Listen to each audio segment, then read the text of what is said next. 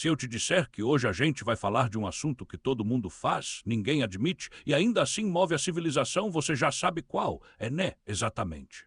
Como as pessoas se viravam antes de existir papel higiênico. E olha, dá para fazer uma viagem histórica inteira sem precisar ser nojento. Vamos manter o tom documentário com risadinhas, porque a história já faz o resto. Para começar, uma coisa importante, papel higiênico do jeitinho que a gente conhece, macio em rolo perfurado, vendido em pacote enorme, é bem recente. Mas o problema que ele resolve é tão antigo quanto gente. E como cada sociedade resolvia isso diz muito sobre tecnologia, costume, classe social e até geopolítica. Porque sim, até nisso existe vantagem competitiva. Quem tem saneamento melhor tem menos doença, mais produtividade, mais gente viva. Parece piada, mas é sério. E antes de entrar na linha do tempo, deixa eu lembrar uma coisa: até hoje uma parte enorme do planeta nem usa papel como prioridade. Em muitos lugares da Ásia e do Oriente Médio, o normal é água, enxágue e pronto. Para muita gente, papel é o complemento. Então, o nosso papo aqui é o que existia antes do papel higiênico virar esse item universalizado no Ocidente e quais foram as soluções mais famosas e mais estranhas pelo caminho. Vamos lá para a antiguidade, porque a galera já era criativa. Na Grécia e em Roma aparecem registros e achados arqueológicos de uma coisa chamada pessoa. O nome é bonito, o objeto nem tanto, eram pedrinhas lisas ou pedaços de cerâmica quebrada, às vezes arredondados. Sim, você ouviu certo, era tipo lixa versão beta, só que a ideia era usar pedrinhas bem gastas e lisas ou fragmentos de cerâmica já bem domados pelo tempo. Há evidências disso em latrinas antigas e até arte antiga sugerindo o uso. E é curioso como o humor humano é consistente. Se tem um jeito de fazer piada com isso, alguém fez. Existem relatos antigos em que até grafavam nomes de inimigos em pedacinhos de cerâmica, como se fosse um subtweet da antiguidade, só que físico. Agora, quando a gente fala de Roma, tem o item mais famoso dessa história, a tal esponja no bastão. O nome técnico aparece como tersorium ou xilospongium. Imagina um cabo de madeira com uma esponja na ponta. Em latrinas públicas romanas, que eram literalmente bancos com buracos alinhados, essa esponja era associada à limpeza. A versão clássica diz que era usada para higiene pessoal e depois lavada num canal de água. Muitas latrinas tinham uma espécie de canaleta correndo na frente, bem na altura do chão, justamente para enxaguar. E tem um detalhe que parece inacreditável. Fontes antigas citam que a esponja poderia ser mergulhada em água com vinagre ou sal.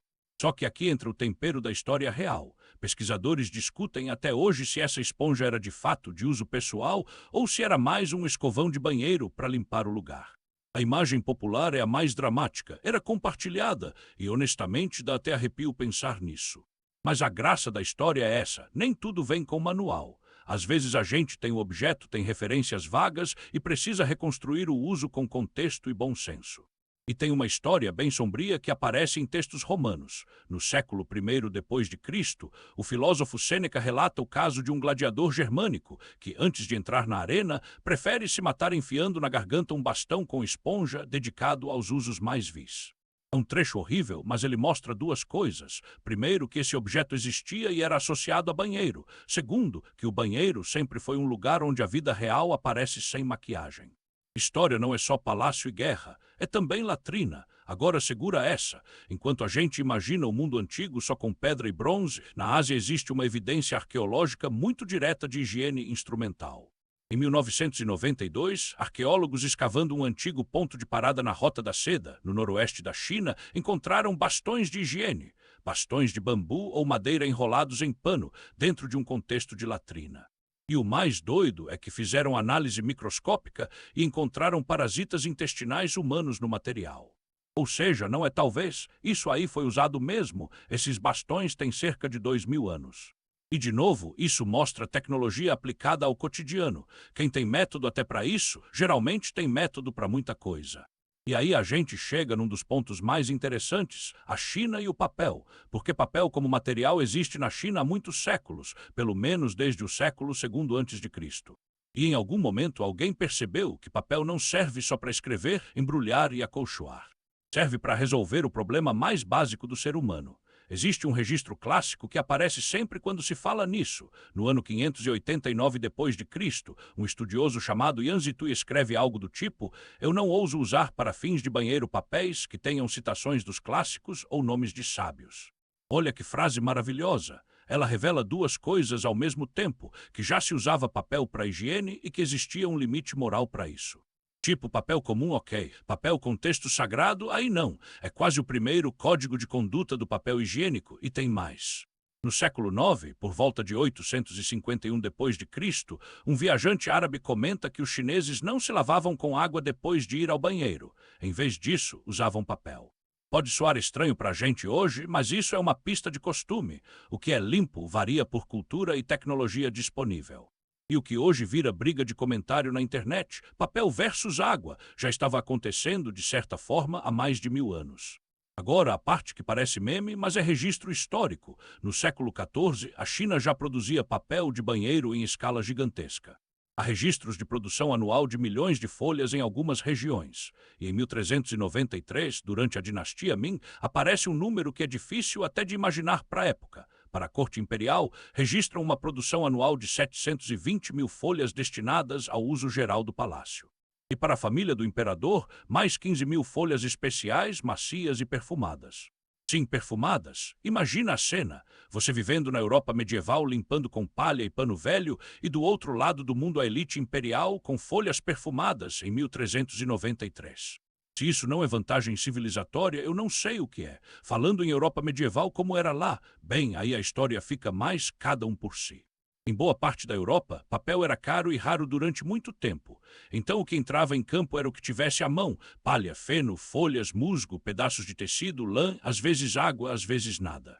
E isso variava totalmente com clima, geografia e classe social. Quem era rico tinha acesso a tecidos e água em condições melhores. Quem era pobre fazia o que dava. Nos castelos e construções de pedra, existe aquele tipo de banheiro embutido na parede, às vezes com um buraco que jogava tudo direto para fora num fosso. Não é glamour, mas era engenharia, e nesses lugares panos e trapos eram comuns e depois você imagina o resto. Em áreas rurais, a latrina era externa e a lógica era: natureza fornece, folha, grama, neve, água de balde, o que estiver disponível.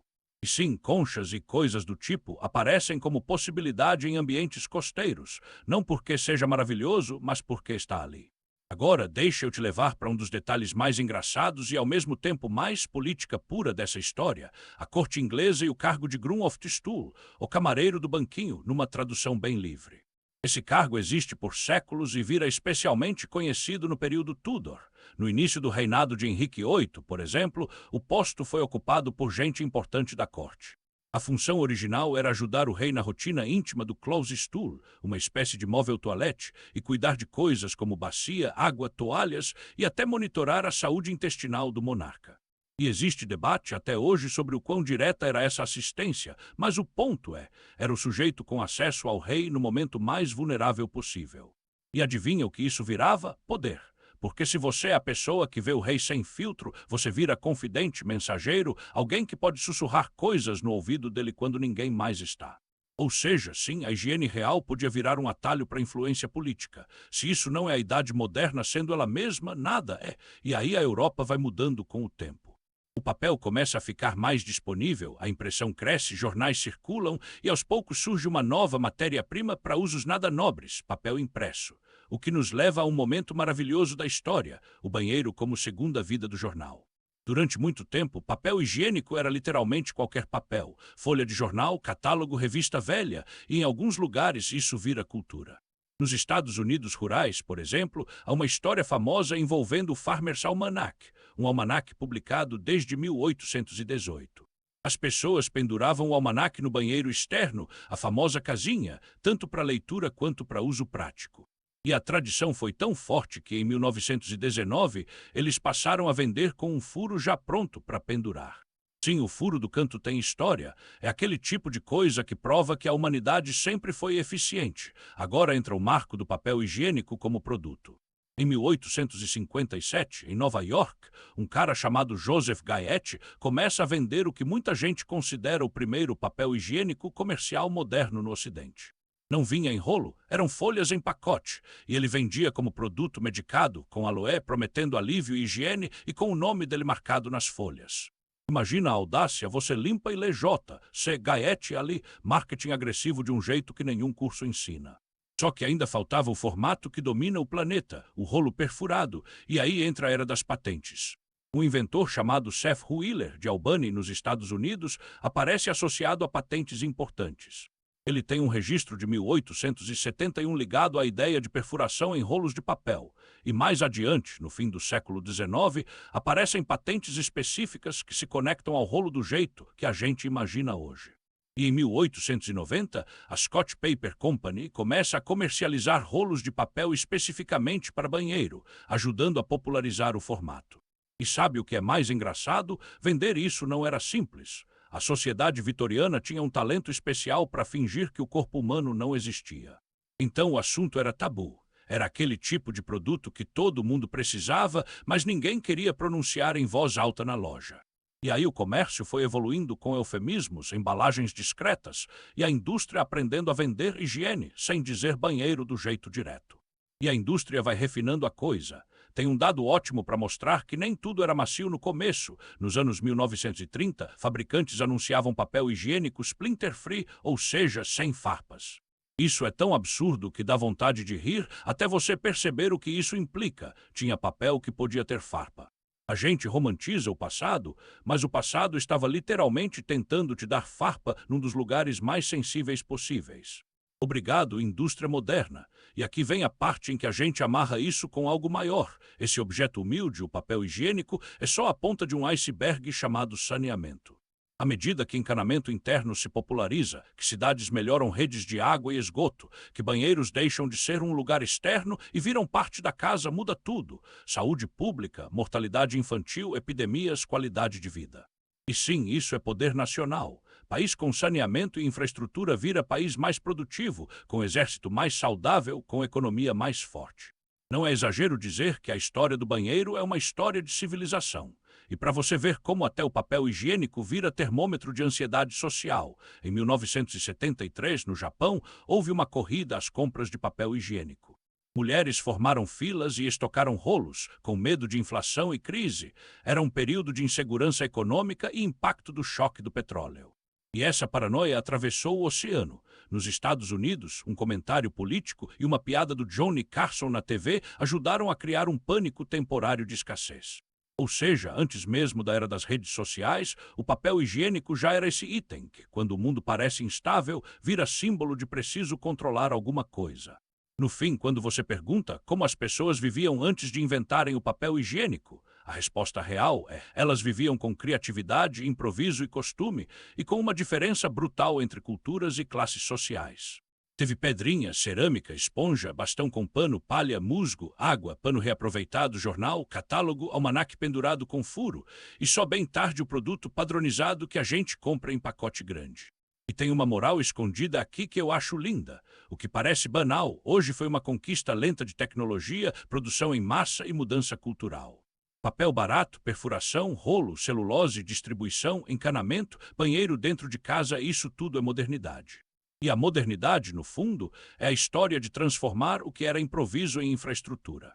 Então, da próxima vez que você olhar para um rolo de papel higiênico e pensar, que coisa simples, lembra que ele carrega 2.000 anos de gambiarra humana, 1.400 anos de registro escrito, um império chinês perfumando folhas em 1393, um empreendedor em 1857 botando o nome na folha, um inventor em 1871 perfurando papel, uma empresa em 1800. Em outras palavras, a história da humanidade também é a história de resolver problemas básicos com uma criatividade quase ofensiva. E, sinceramente, ainda bem. E você já conhecia a história do papel higiênico? Já tinha parado para pensar como as pessoas faziam antes dele ser inventado? Já precisou se virar sem papel higiênico? Deixa sua história aí nos comentários. Tchau, até o próximo vídeo.